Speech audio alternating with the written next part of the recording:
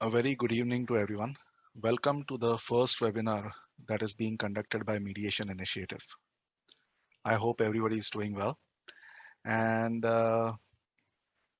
let's start off by understanding what Mediation Initiative is. My name is Mihir Govilkar. We started Mediation Initiative last year with the objective of providing mediation services, training, and consultancy to whoever needs it. Disputes are such an inevitable and integral part of our lives that dealing and managing disputes is a crucial skill that all of us need. It's just that we have been able to develop an experience and develop an expertise to be able to manage conflicts in a better manner. And with this objective in our mind, we created Mediation Initiative. And today we want to start off our webinar series with a very interesting topic of startups and how mediation and conflict management can help startups. Now, to understand mediation, mediation is a form of dispute resolution mechanism. It is non-adversarial. And during this process, what happens is a neutral third party helps the disputing parties to arrive at a mutual resolution to their dispute. Now, when mediation begins, the parties come together, the mediator discusses the issue with both of those parties, and through discussions and questions and building a rapport and a relationship of trust with the parties, the mediator attempts to resolve the dispute. This process of mediation is or can be applicable in any kind of dispute. But what happens is there are certain kinds of disputes in specific domains where more knowledge is sometimes required of that particular domain or of that particular industry. It can also happen that the kinds of disputes in organizations at different levels of their growth and development will be different. So in order to understand the kinds of conflicts that can arise in startups and how these conflicts can be managed in a better manner and how mediation can help, we have with us today Mr. Tarun Durga. Now, I have known Tarun for almost about 4 years. We got to know each other through our common love and interest of fountain pens. We collect fountain pens. And a month or so ago, I was discussing mediation initiative with Tarun. And that's how, through our discussions, we realized that he can contribute immensely from his experience of dealing with different kinds of organizations over the last more than 20 years. He has been a consultant with Deloitte, and today he is the founder of Clear Sky, a strategic design consultancy. So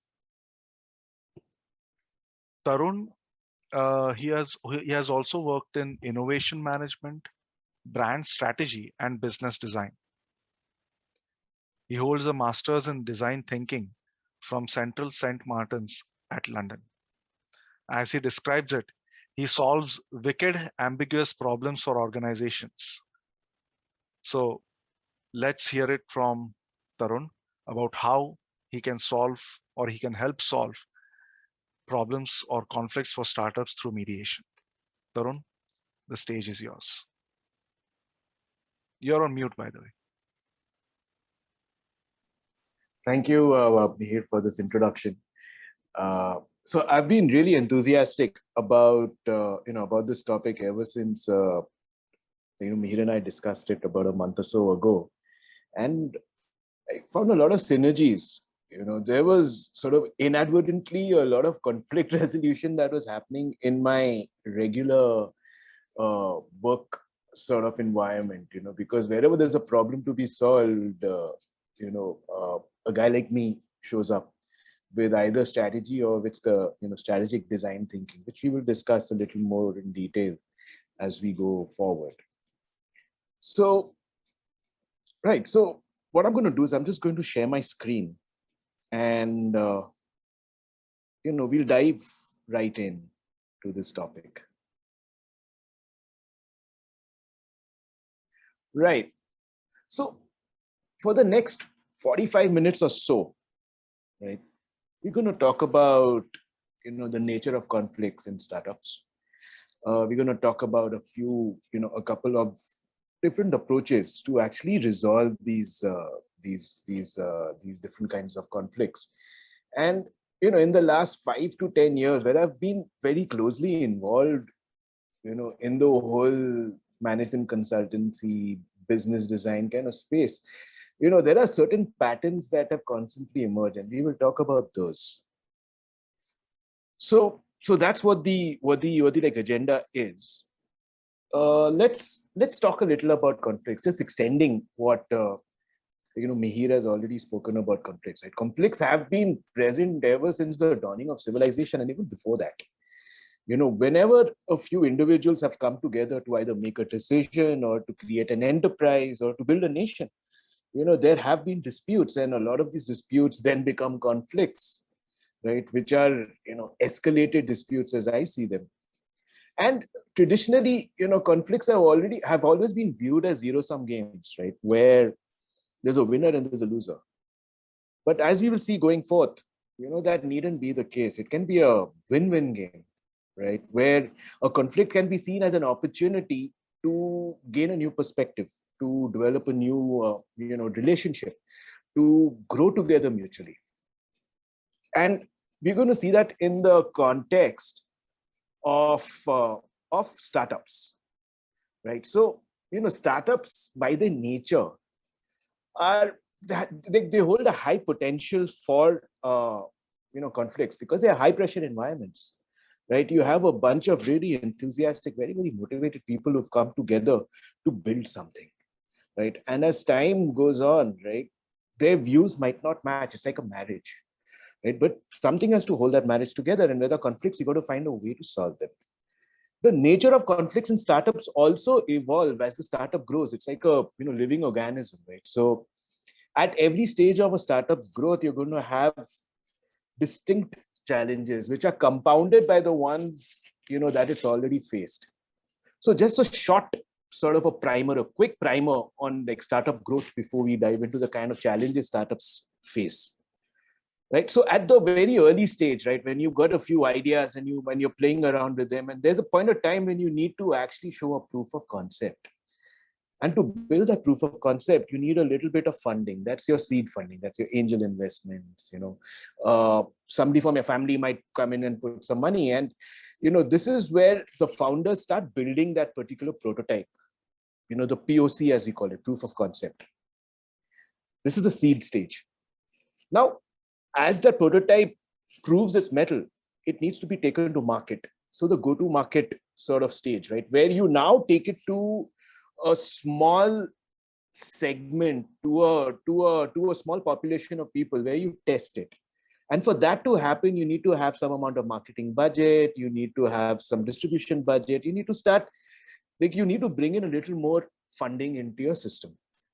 So now from founders, you've gone into investors, who've like joined the game. And you start building your enterprise. And as your product or service starts showing its, showing a lot of potential, now the investors are going to start pressurizing you to actually grow it further. And that's what you want to do. You want to be, you want to gain a certain amount of competitive advantage, go wider.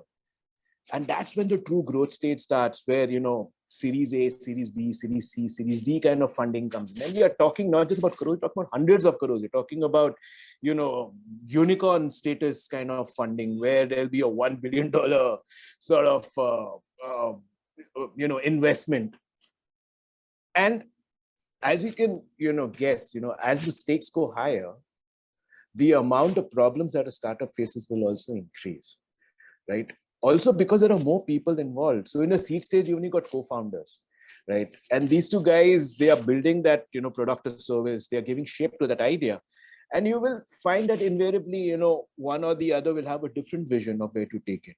You'll also find that, because it's so early stage, almost like a, garage setup, everyone's doing everything, and they're going to be stepping on each other's toes. So there's going to be some sort of conflicts around boundaries. In the launch stage, when you're taking it to market, you have an investor coming in. Now the investor says, hey boss, I'm buying some amount of equity in your company, which means I need to have some amount of control. And the direction that the investor wants to take that particular startup in might not match with the co-founders. So there's a potential for conflict out there, right? Also, at this point in time, you've got enough in your kitty to start hiring experienced people.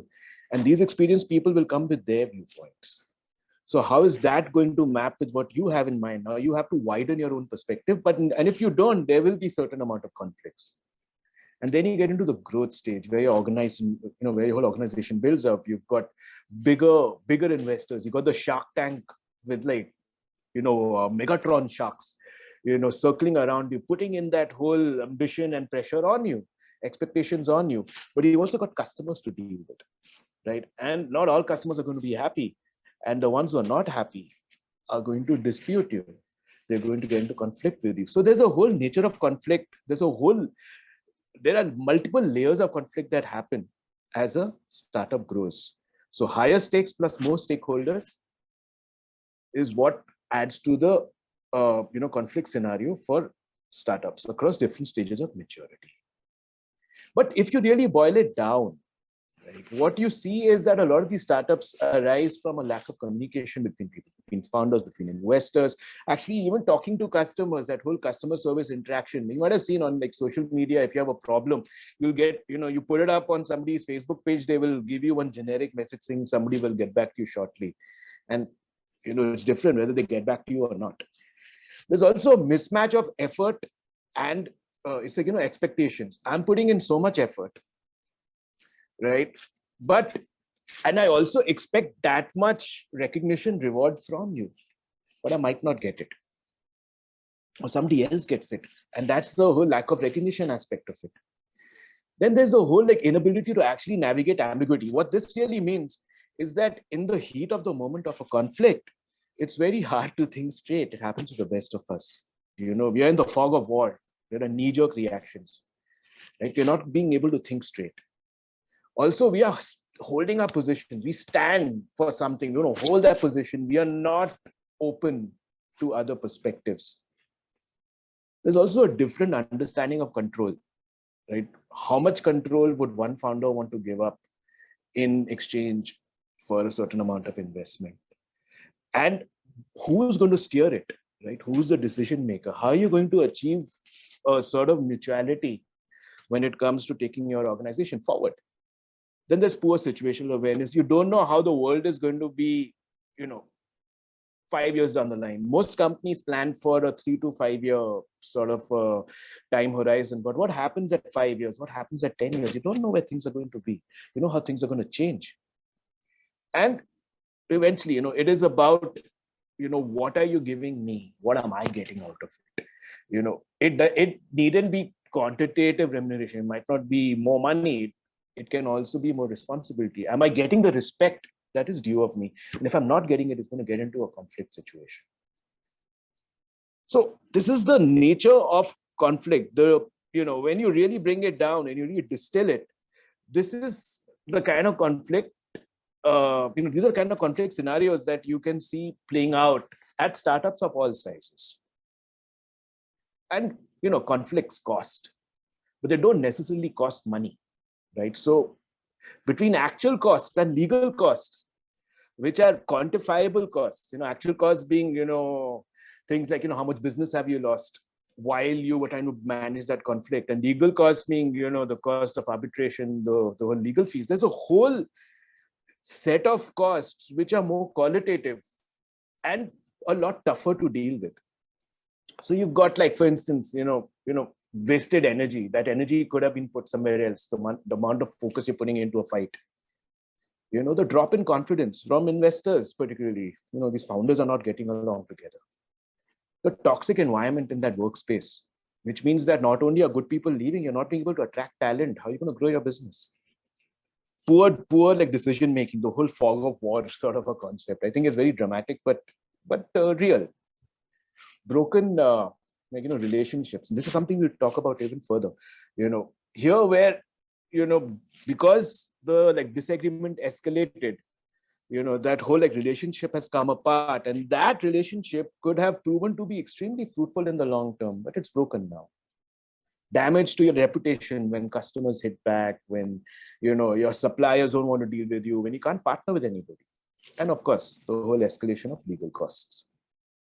So this is the real cost of conflict, this whole lot here. And conflicts are costly,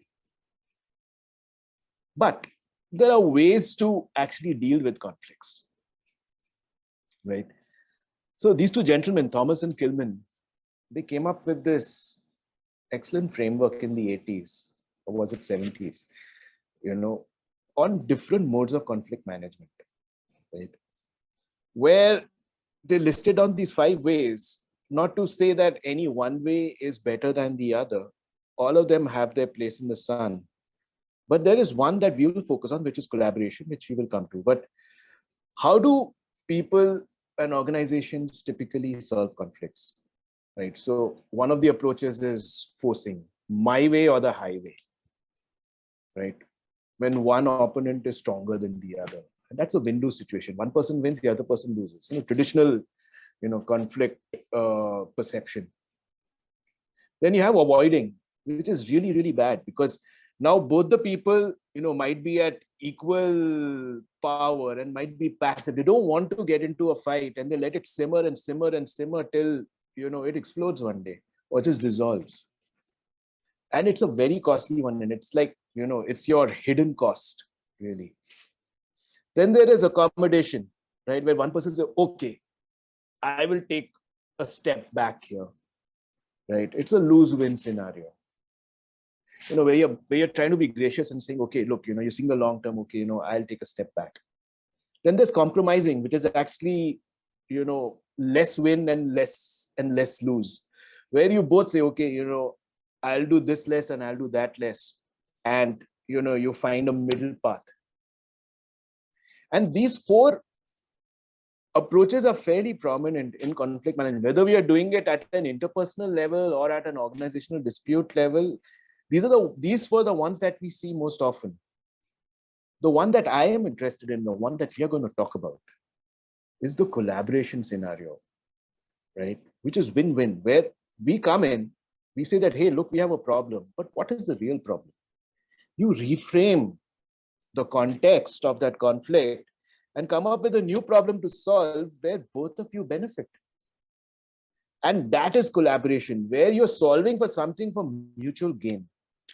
Tarun, I'm sorry to interrupt. Can you just make your screen full screen so that everybody can see Absolutely. it better? Yeah. Absolutely. Thanks. So this is a scenario that we want to really go for and what we're going to discuss further. But at this point in time, I'm going to take a pause and I'm going to take your questions.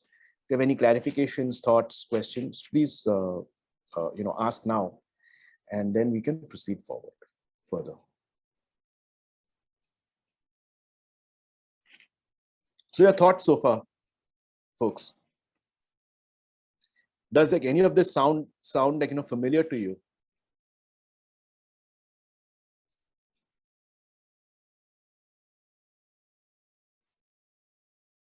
See, we want to keep this session interactive, so don't keep it in your head. Just let it out. This is a fairly informal sort of a session. So even in the course of this particular webinar, if you have any questions, just ask at that stage too.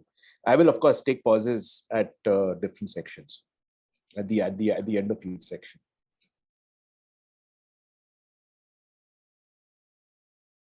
Right. Let's move on. So we stopped at a collaborative mode of problem solving. Right. How are we going to solve problems collaboratively? This is where strategic design thinking comes into play, right? This is one of the many approaches. There are quite a few mediators here, as I can, as I've been informed by like Mihir. So you'll know that there are different ways of solving conflicts. This is like, one of the ways that I'd like to share with you, a framework for solving these problems. But before we go into that framework, a quick sort of a primer on what strategic design really is. Right. So this is what I do for a living, literally. Strategic design consulting, where it's actually made up of two themes, right? So there's the creator mindset, where you work like a designer, you come up with ideas, you use imagination, use empathy to come up with a whole host of ideas and solutions. And then you think like a strategist, where strategy is nothing but making the right decisions. So you apply processes and methods to make qualified decisions from those various choices.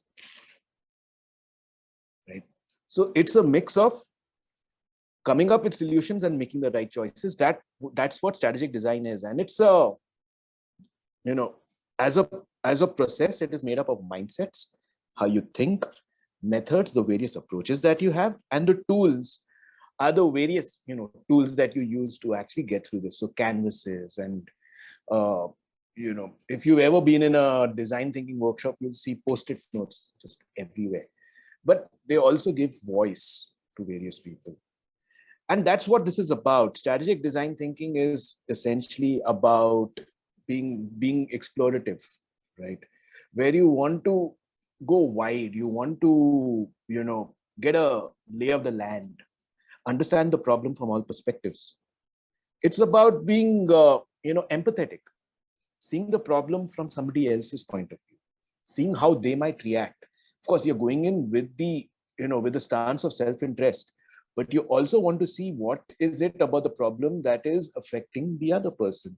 How are they going to react? Why are they reacting in such a way? So you use empathy. It is creative in the way that you come up with solutions. It's collaborative because it invites people to come together to create that solution or those, or those ideas. It is systemic. It sees interdependencies between people, between processes, between environments. And mostly, it is outcome oriented, right? So there's always a path that is laid out, steps for you to follow.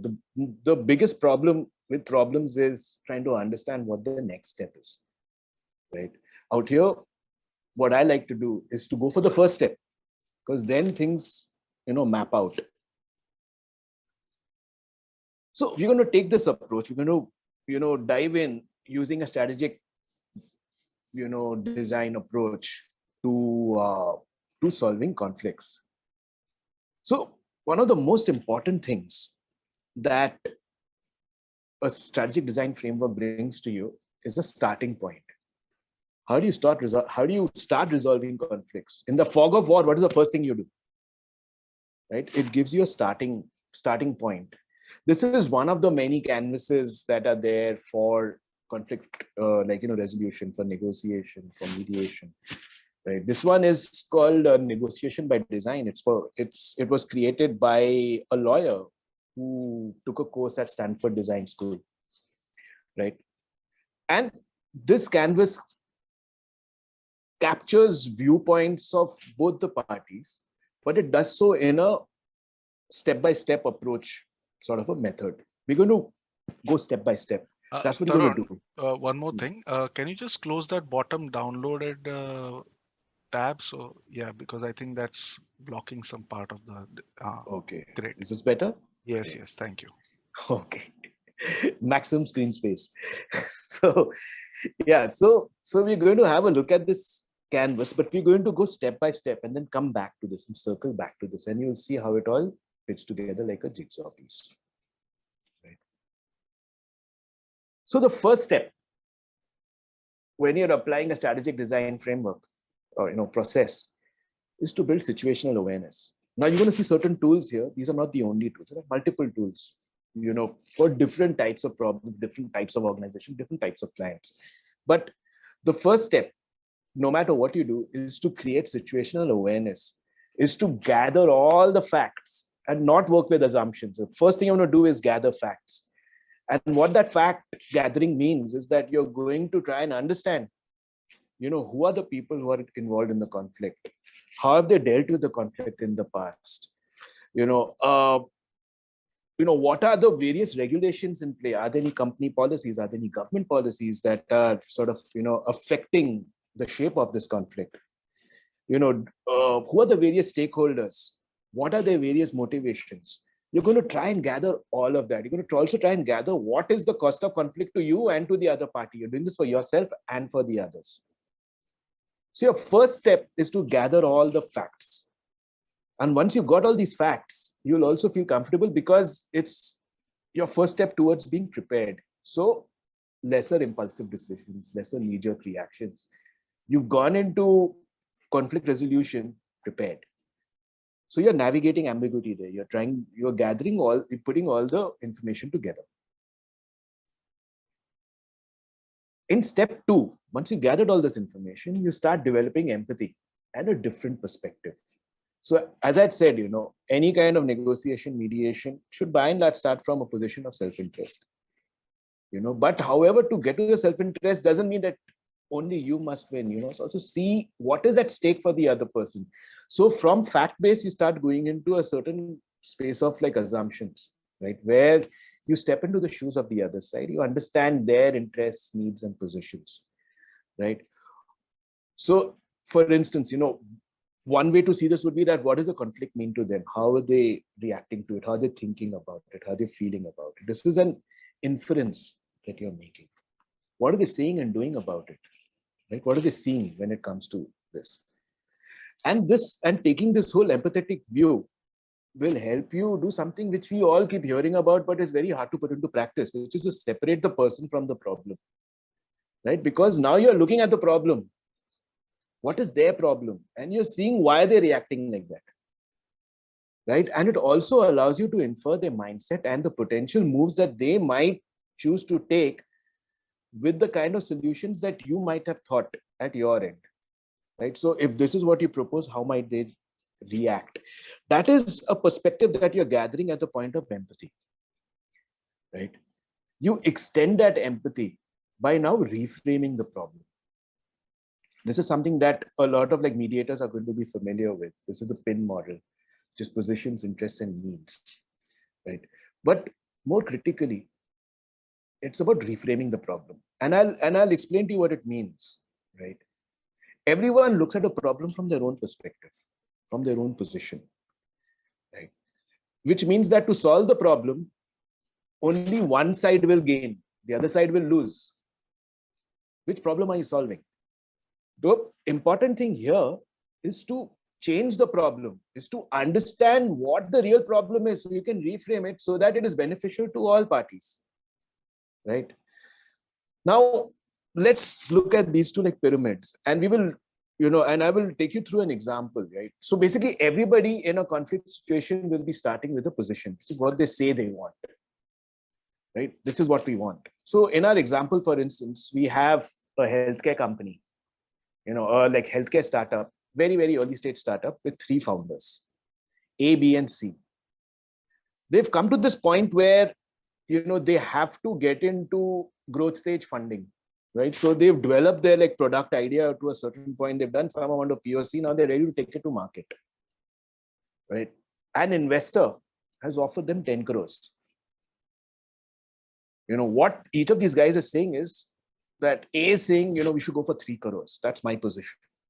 B is saying, no, we should go for all 10 crores. That's his position. C is saying, let's go for 7 crores. And they're standing on the top of this mountain and they're shouting at each other.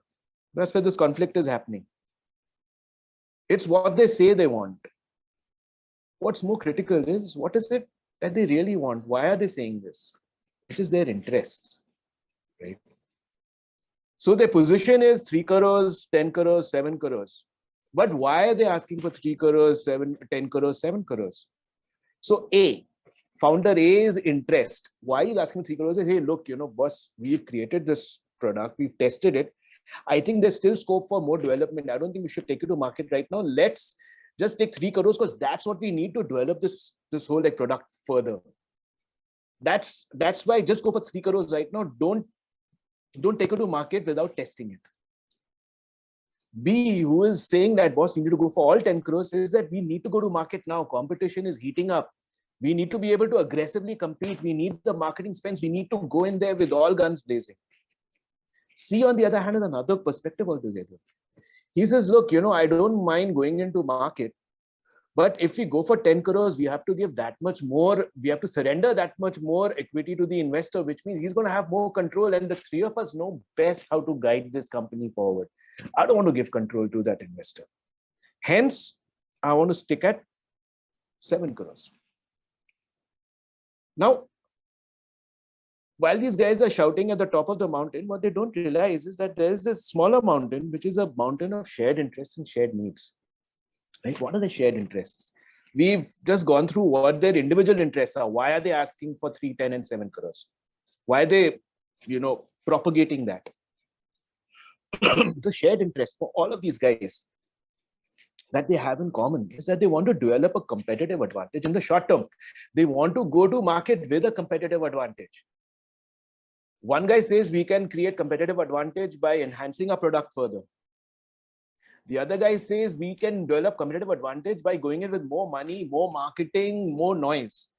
Third guy says we can achieve competitive advantage by doing what we do best, which is taking this company forward without taking in someone else's point of view.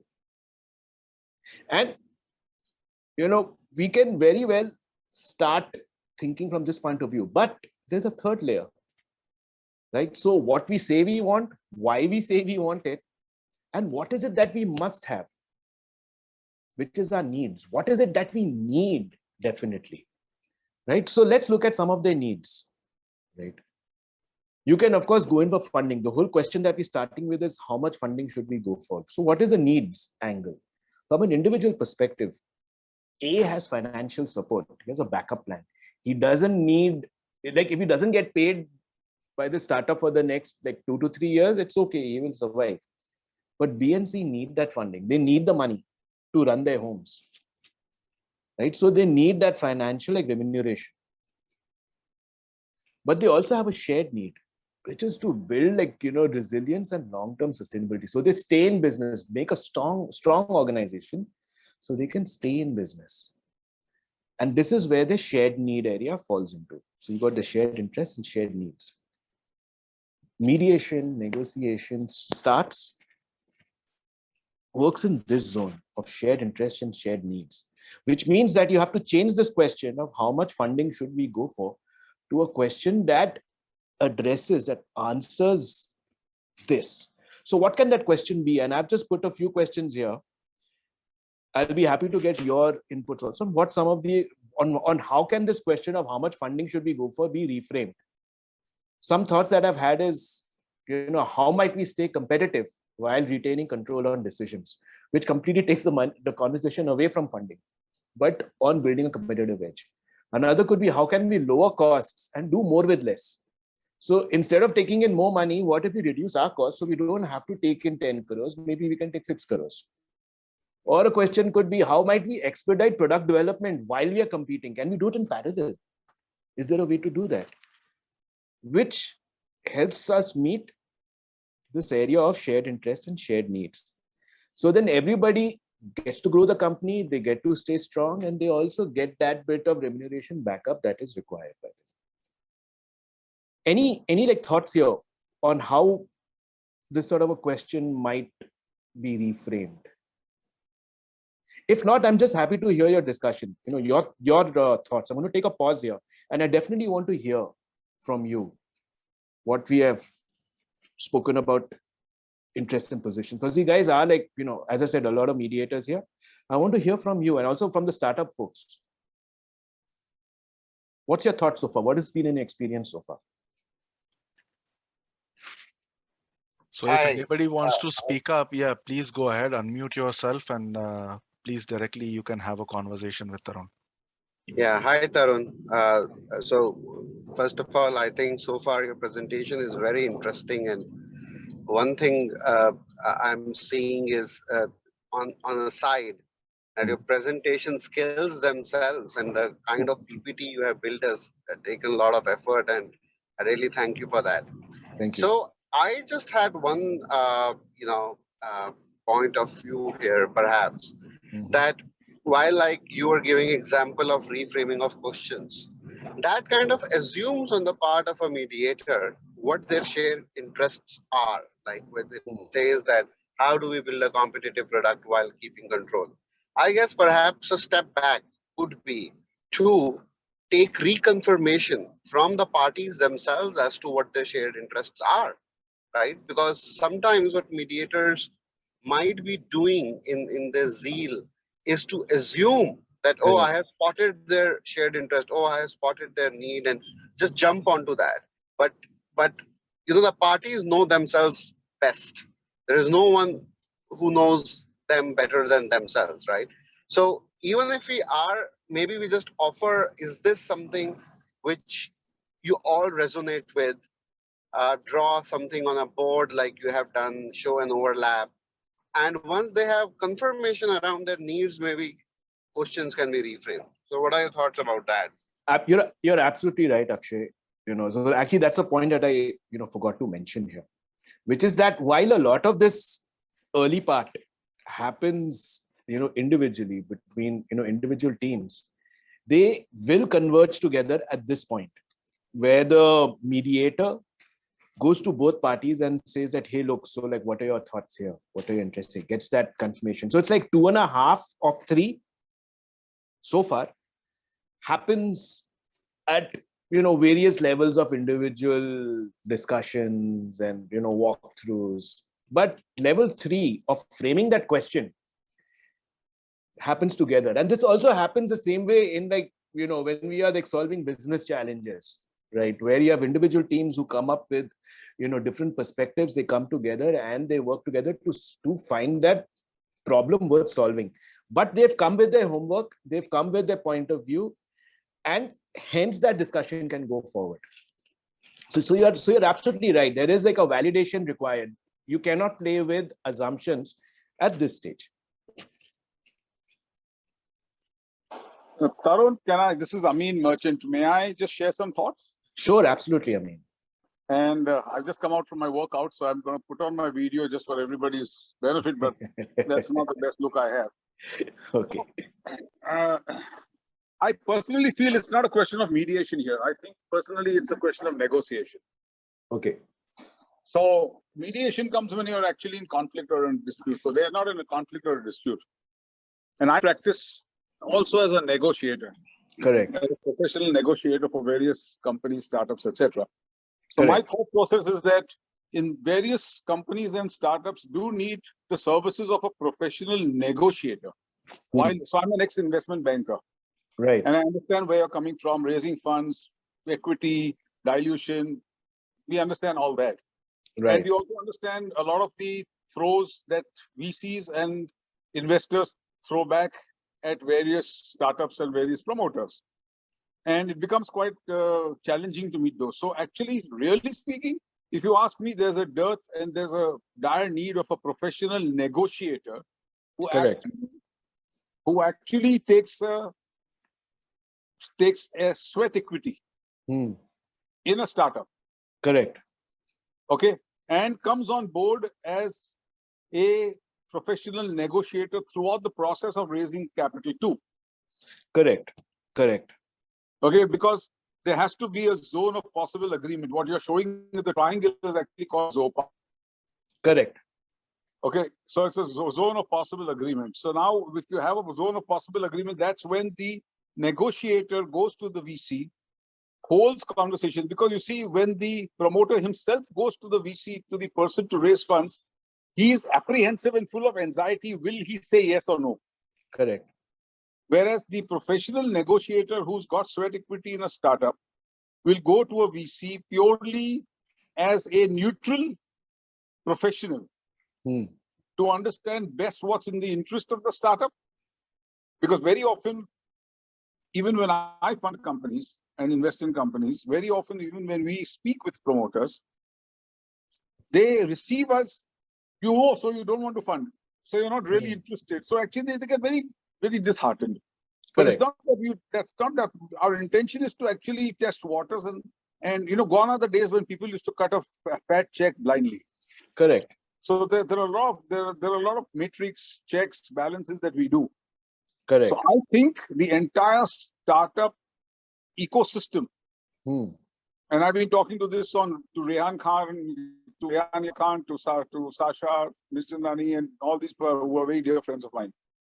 That startups actually need a professional negotiator as a sweat equity holder in their company to handhold with them to go Correct. across completely pre-seed funding, pre-series A, blah, blah, blah, angel funding, whatever you call it, across the board. So that's my thoughts on this. Thank you. No, Thank absolutely you. right. Absolutely right. I mean, so the thing is, what you're like saying is absolutely right. And however, for the sake of this session and to just sort of keep it simple, we've gone with a simpler example.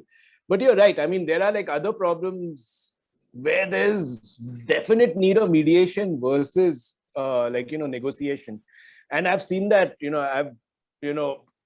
particularly surfacing in like industries like shipping, where there's a lot of churn, there's a lot of scope for damage, and and there are insurance costs, and there are various stakeholders. But one second, just a second. So in shipping companies, etc., where I'm engaged with is for dispute avoidance. Correct. So I'm right now on a retainer with some few shipping companies, where shipping companies, when they ship cargo internationally, they have disputes coming up so often because of correct demurrage charges, etc., the whole hoax of them. Okay. Correct.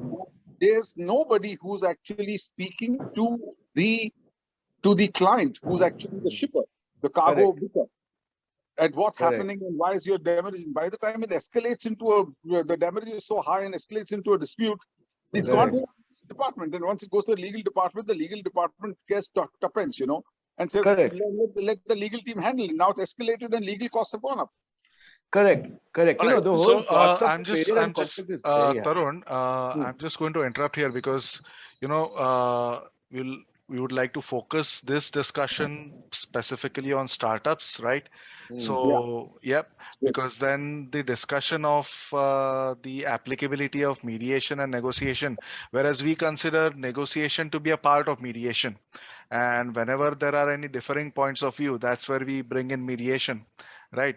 So, of course, there can be different schools of thought, but I think we should focus on startups for the purpose of this webinar. Because as we have discussed, we have other webinars coming up where we'll be discussing different topics. And I believe Akshay had raised his hand. So Akshay, do you want to ask your question? Actually, I had a question to Amin, just curious, but I think I agree with you, Mihir. Let's focus on the topic, so I'll hold back my question for now. All right, sure. Thank you. So Tarun, why don't you continue? Sure. So just a quick, recap. Thank you. Right. So we have gathered all our facts, right? We have done a bit of like empathy, understanding of, the other side.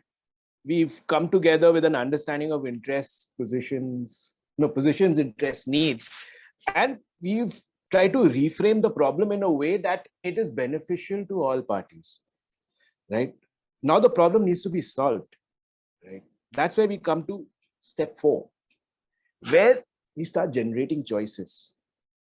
And typically, this is honestly one of the most fun steps in, I'm sure it's like lesser fun when you're doing conflict resolution, but it's a tremendous amount of fun when you are building a new product. However, the thought that comes here is that you want to go for divergent thinking. You want to get all the possible solutions onto the table without applying a filter. You want to get all the possible thoughts without applying filter, because thoughts build on thoughts, ideas build on ideas, solutions build on solutions, and you want to lay them all down. All the parties together are working towards creating the widest possible range of solutions that they can offer, right? And once you've got all these ideas, is when you put on the strategic hat and you start converging the ideas. And how that works is you apply filters and parameters, right? Filters and parameters could be that, boundaries to those ideas. So one way to think about it could be that, hey, look, what is the consequence of these ideas? Something that we tend to not think about much in our day-to-day life, but it's called second order thinking, where you want to think about consequences. Where is this going to lead? And there are a number of different models. There's something called the 3-horizon map, for instance, which helps you see that today, where are we today? And if we go with this idea today, where's it going to lead? What is an emerging sort of, a thought or a discussion, a more positive thought, and how do we merge it? So there's second order thinking. You also have to think about trade-offs. Like if you're doing this, what is going away? Right? And like this, there'll be different parameters to filters, to like help you filter down this whole range of ideas to actually make those choices, right? Let's have a look at how all of this maps back to this canvas. So we start by writing down our like initial position, and the other party writes their initial position, right? In the course of working with this canvas, we list our interests, they list their interests. We put down our like bargaining chips. What is it that we have that would be of value to them, and thereby, and our target. What would a successful outcome be?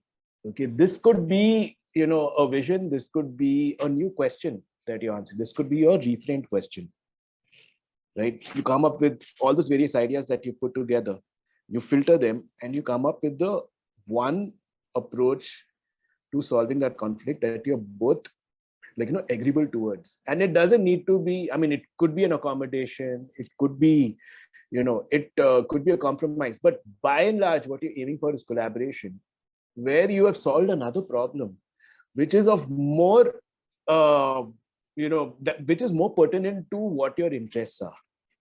Or you've solved the same problem that you started with, but you have seen it from a wider perspective. You've come up with more options. You widened your options and you've come up with a better solution, which benefits both of you mutually. Also, you've also put down your needs, our best walkaways, right? What is it that we need most? And if you don't get it, we're going to walk away. What is it that we can offer at the very, very most, after which we'll need to walk away? And this is one approach to, resolving conflicts. At this point in time, I just want to take a short sort of, detour to thinking about long-term, relationships. Thing is, so, conflicts endanger either existing long-term, relationships or, relationships that can be fruitful in the long term. And any kind of conflict resolution or mediation needs to aim towards, at the very least, not breaking that whole relationship, and at the very most, finding a way to grow together.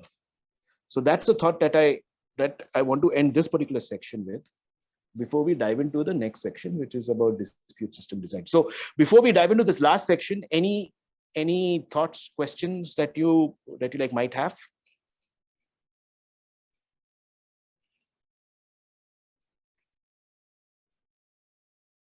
Just one thing, Tarun, if you could take that example to conclusion, I think that will clarify that how the 7-10, the example that you took, right? 3-7-10 thing. How did it converge, or what are the different possibilities of people coming on same page, or exploring all these stages of, what you mentioned, generation of creative ideas and converging on ideas in the zone of shared interests. Correct. So I think examples really bring home a point. So no, you're right. But what we did, Akshay, out here is we stopped at generating a few possible questions. Because each of these questions would then become a tree. But you're right, maybe we can take it to the conclusion, and that can actually be another workshop where we actually, that can actually be a workshop more than a webinar, where we collectively come together and solve for a situation. At this point of time, we have stopped at reframing the questions, and as you can see, any of these questions might lead to a range of possible solutions, which sort of transcend the main question of how much funding should we go for. So that's where we are at with this. But the idea is this, right? So thing is, one of, before we move to the next thing, one of the tools that I like to use, or a mindset, is about how do you even frame these questions, right? So you want to frame the question in such a way that it's not so wide that it throws the discussion completely off, and it cannot be so narrow that you are not, that your like blinkers are too tight, or too, that you got tunnel vision. So one way that we like to play with this sort of reframing the question is to frame the question in what is called a how might we, like how might we do this, right? And you test the metal of the question by seeing how many ideas and solutions come through. Also, you don't want to just go with one, like, how might we at the start. You might want to go with 2 or 3 how might we's to see, to like broaden your solution horizon. And then you start applying those various filters to make it tighter, to like sort of like arrive at a more definite decision. Does that make sense? Yeah. Great. Any more thoughts, clarifications before we move on to the last section from my side?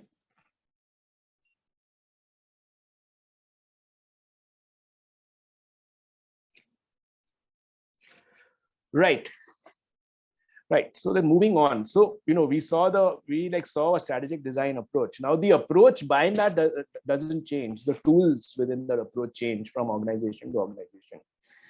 And, one of the things that, Mihir and I were talking about, and which really excited me, was the idea of a dispute system design called DSD, which, as I understand, I think like originated from the heart of Harvard. As a business designer, this is a particular interest to me because, you get to design a whole system that manages conflicts. What it really means is that it's the process of, and I'm going to read it ad verbatim here, is, it's the process of identifying, designing, employing, and like evaluating an effective means of resolving conflicts within an organization. So they call it a process. So DSD is a process, but it's also a method and a system, right? And one of the core thoughts here is this, right? So, it could be seen in 2 ways, right? So your first stage could be about actually avoiding, about like actually anticipating as well as avoiding conflicts, as it's like, Amin spoke about, where how do you anticipate what conflict is going to come? How do you then make sure that that conflict doesn't happen? That could fall under the purview of a DSD. The second is actually resolving the conflict and ensuring that that resolution sustains. But more importantly, you reduce the cost of conflict. This again falls under the purview of a DSD, right? And when we say organization, an organization can be a startup, it can be a mature organization, it can be a nation. Wherever there's a systemic value, wherever there are systems in place. So traditionally, in these high pressure organizations like startups, or in organizations in certain industries and sectors where conflict is rife, there is a power channel. I mean, there's like a conflict channel that actually flows. So it starts with this position of power that I am going to force this on you.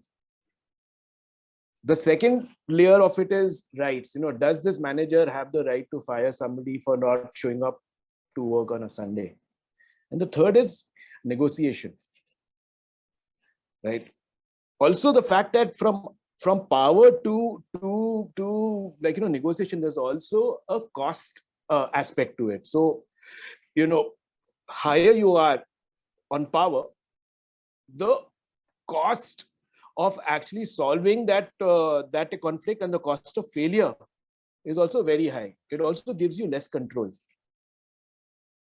Whereas as you come to like sort of negotiation, you have more control over how 2 parties are going to be talking to each other. You have more like control over that. and the costs are also lower because there's no like potential arbitration or potential legal fees. What a DSD does is it flips this pyramid down so that you're spending most of your effort, energy, and process on this thing, negotiation. So from a distress system, you're moving towards a more like efficient system where you focus on low cost processes plus more control, right? And that doesn't mean that you don't address the others. In fact, what you also want to do is to provide a backup for your rights, which we will talk about. But the thinking for a DSD, for designing a DSD, a dispute design system, starts with 3 or 4 questions. One is, what is the nature of disputes that this company typically faces, this organization typically faces? How are these disputes currently managed, and why are they being handled in that particular way? You need to answer these 3 questions, right? This process of discovery itself takes a fair amount of time, and investing time in creating a DSD is time well invested, right? Because it is a long-term solution. So DSD, the system in dispute system design, means 2 things. One is the system as the practice or the method, and system as a systemic mindset, the interrelation, interdependence of various things. So that is what you're aiming at. You're going to be aiming towards building a dispute system design, which will, help you like avoid conflict, and if that conflict occurs, to also resolve the conflict. And some of the principles that it relies on is, again, you focus on interests, because you're also starting from a place of like negotiation. You want to focus on interests. You want to emphasize on the low to high cost sequence. So you start with negotiation. Let's try this. You can also loop back to like negotiation. You need to build enough of those loop backs. You also need to have a backup of low cost rights. Like, for instance, if I don't want to get into, the whole legal aspect of it or the arbitration aspect of it, is there a way for me to like resolve it at one layer lower? And this loop back is a very, very, very important concept, because you need to be able to keep coming back to that discussion in a fair, just, and a collaborative manner. And finally, there needs to be a certain amount of training that needs to be given to the organization, whether it's to the HR person or to the 2 people who are in conflict. That training needs to be provided. Hey, look, guys, this is the mindset that you need to go with. This is the approach that you're going to take, and let's try and resolve this in the best possible way. So this DSD is something that mediation initiative will be offering, and I think it's a very, very promising space to be in. I'm not sure how prominent this is at this point of time in India, but I think there's a lot of advantage in having this, as a service to incubators, for instance, which are like growing. So you can be a DSD, process creator, implementer for an incubator. You can be a DSD process incubator. Creator for, let's say, a like small to medium organization or a group of. I think there's a lot of scope here, and I'm going to stop my thoughts at this point of time. This is what I had to share with you, and I will take your questions, your thoughts. I'd love to have a discussion with you on what we have discussed so far.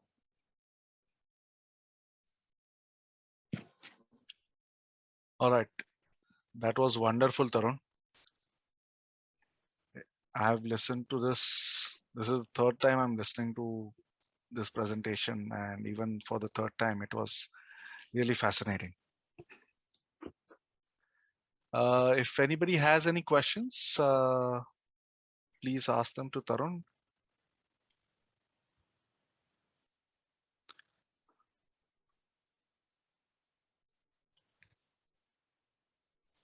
All right. If you don't have any questions, that's fine. But this video is going to go up on YouTube later on, so you can leave your comments or questions on YouTube when the video is uploaded there. And you can of course reach out to Mediation Initiative at info@mediationinitiative.com. And if you want to reach out to Tarun, then you can reach out to Tarun at skiesareclear.com. Now, as Tarun mentioned, that Mediation Initiative will be providing 3 kinds of services: actual mediation services, training services, as in mediation training or mediation related training and mediation consultancy. In all this, what we consider mediation to be is the process of helping all organizations or all entities manage their disputes or conflicts in such a manner that their operations or their productivity or their profits are not impacted negative. Tarun talked about the DSD, the dispute systems design. So we design the system in such a way that conflicts are inevitable. Whatever you do, conflicts will happen. What we plan to help you achieve is the implementation of a process using which you can manage your disputes properly. Like I said, when you are able to manage your conflicts in a better manner, that helps the organization or as a whole. All right. We do have a comment and a question from Shagun Luthra. The DSD takes into account all people as rational human beings. But how does one devise a strategy for complete irrationality? Are there ways of including these people into a custom-made DSD? So before Tarun takes up this question, Shagun, I would just want to address this. When you say that the other person is irrational, that's your perspective, isn't it? That other person might consider you as completely irrational. Now, we are not here to pass judgment on who is right and who is wrong. But perspectives are important. Because when you look at a dispute from the perspective of a third person, you're not looking at, as a mediation professional particularly, you're not looking at who is right and who is wrong. You're looking at addressing the interests, you're looking at addressing the needs, you're looking at understanding perspectives. So when you design your conflict management system or your DSD, you incorporate these different aspects into it. So any DSD will try to or will have to incorporate a structure by which people will be able to resolve their disputes. There'll be a proper mechanism to help them resolve their conflicts. So that is what DSD is basically. But now I will hand it over to Tarun to take it ahead from here. So I can see where Shagun is like coming from, and like Mihir, what you said is absolutely right. Just to add a nuance to it, right? Just from the angle of decision making, right? So according to behavioral economics,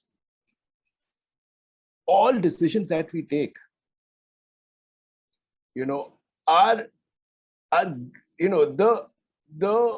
the strength of that decision is gauged at the end of the day by the emotional outcome that it hopes to bring, right? Because human beings are like emotional creatures, so we'll go in with a rational mindset or with an irrational mindset. But at the end of the day, whatever decision we take is finally filtered by an emotional perspective, goes through an emotional perspective. We may choose to override it or not. Now, what happens here, in a DSD or in a strategic design framework, is that you're capturing everything, right? So when you're doing empathy mapping, you're capturing both the rational side as well as the emotional side. You're like trying to see both the rational and the like irrational aspects of it. When you're talking about interest, positions, needs, you are seeing both sides of the story. You're seeing every side of the story. And what is required is the mindset to actually work together and solve it.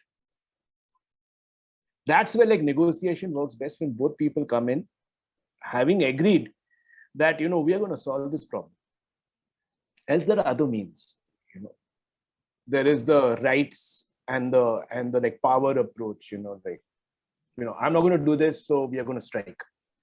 Or rights, this is my right to do this, or this is not her right to do this. There are other approaches. But when you particularly talk about negotiation, you talk about mediation, you also come in with the mindset of solving that problem together. Does that answer your question, Shagun? I would just like to add two things here, actually, right? One is that, in cases where what Shagun is calling as irrational behavior, right? There also, if one adopts deep empathy, then one figures out that they may be not related to the problem, but some other need, right? Which may Correct. be underlying that irrational behavior. So let's say there is a party which is stalling everything, right, and not agreeing to any solution. The mediator may need to explore what is it that they are now looking for. Maybe they are deeply hurt by behavior of the counterparty, and all they are looking for is some kind of respect, right, Correct. or fairness or something. And I think with deep empathy, one could come there, and then something may get opened up and multiple sessions may be needed. And my second point is that, you know, mediation has its great role, but it's no magic wand. One thing which is very relevant or important for mediation is some willingness on the part of parties, right? If Correct. parties by intention want a conflict, one of the parties really want a conflict, they don't want a resolution, right? Then as good a mediator you might be, and then your quality of mediation will lie in recognizing that this cannot be mediated, and you call it quits and you say, okay, let me spend my time on some other conflict to be resolved where there are more chances of resolving, and you declare that, okay, it's okay, I think let's move on. That's also a service, right? Because if you figure out that one party is here only for conflict, they don't want a resolution per se, right? uh, so then no one can do anything, right? That is It a is when great point, Akshay, because like you said, mediation is definitely not a magic wand. And one of the most important principles of mediation is that it is voluntary. Correct. So, like you said, exactly, and I completely agree with you, Akshay, that if somebody wants conflict, if somebody wants to fight, then nobody can do anything about it. And then perhaps only arbitration or litigation will be the recourse left to those people. Because then only a binding order from an authority will be able to resolve the dispute.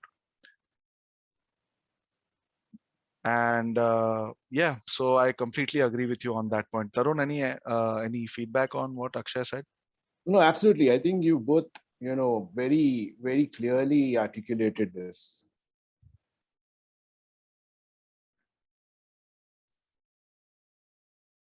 All right, great.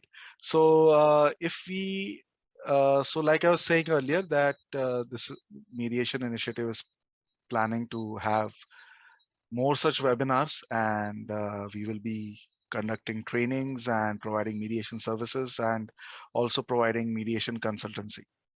So if you want to reach out to any of us, please email us directly, and we'll be happy to get in touch with you and speak with you and see if there's anything we can do for you. All right. And now this brings us to the end of today's webinar, and we all thank you so much from the bottom of our hearts for joining today's webinar. And I hope that you had some interesting takeaways from this webinar. I hope that we hope that you learned something from this, because we really went back and forth a lot on how we could present this so that it becomes interesting. And Tarun, as you can see, has put in a lot of effort in creating this Miro board, as he calls it. And it looks beautiful as well. And when this goes up on YouTube, of course, like I said earlier, you can put in your comments and questions in the comment section on YouTube, and we'll definitely get back to you on those. All right. So thank you so much, everyone, for joining in, and we will see you all at the next webinar. Have a good night. and take care. Bye.